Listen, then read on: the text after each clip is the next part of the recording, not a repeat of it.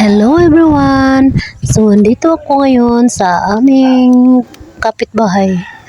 Nanguha ako ng panggatong dito guys para may mga maliliit lang na kahoy guys para hindi masyadong mabigat dalhin at saka hindi masyadong matigas kung iniipon ko muna sa gilid para ko yung iba.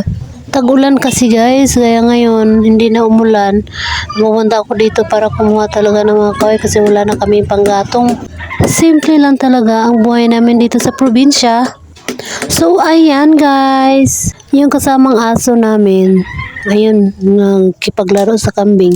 Hindi naman pinapansin ng kambing. Ayan siya guys, so pakita ko sa inyo.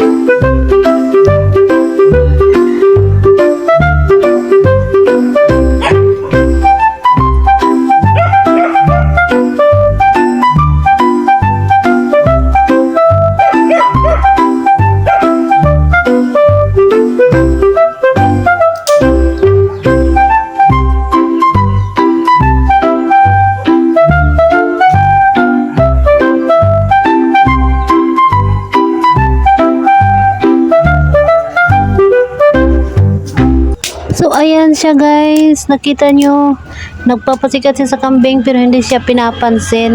Patuloy lang ako dito kumukuha ng mga kahoy, panggatong, kahit basa. Kasi umulan kanina, bahala ng basa na. At least may kami kasi wala talagang laman yung lagayan namin ng mga kahoy, yung panggatong.